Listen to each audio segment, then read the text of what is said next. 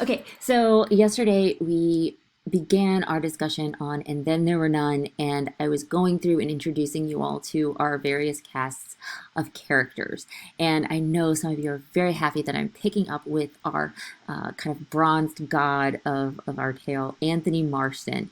And like I said, he is kind of this, if you think about him, he's kind of a playboy, right? He's very wealthy, he's a socialite, he's very young, he's handsome. But with that kind of wealth and what's the word that I'm looking for? Um, and kind of life of privilege, it's also kind of contributed to his shallow um, view of himself and the world. He he doesn't give a lot of thought to anything really important. He's very attached to his car, like I said, and that is also a symbol of his wealth and recklessness, as you will find out. He is invited as a guest to vacation on Soldier Island by Mr. Owen.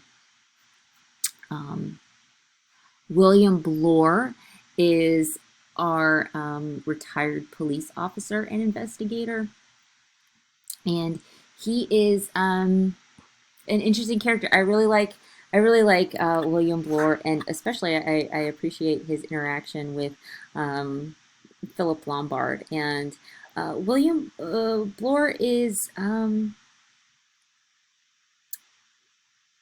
he's a dogged investigator, but he's not investigating the right things. And I'll we'll talk about that when we read more about his stay on the island. He thinks that he is invited to Soldier Island by Mr. Owen to be a private investigator. So he thinks he's undercover.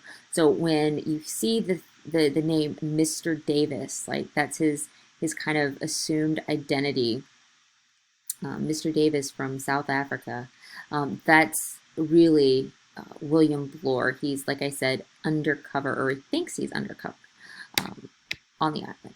And finally, rounding out our 10.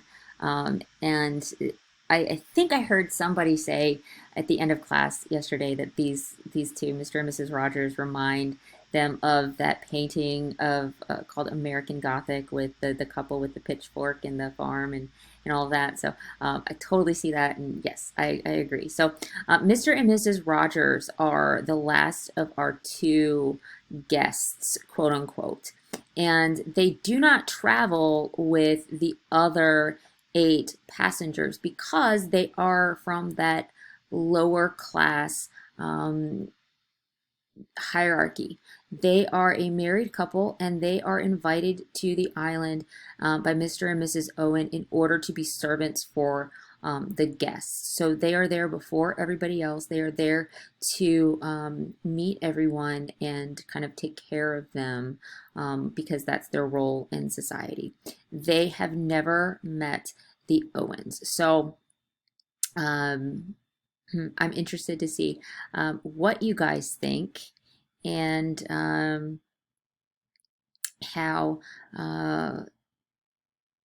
we move through the rest of the novel. But those are our characters. They are a set of 10.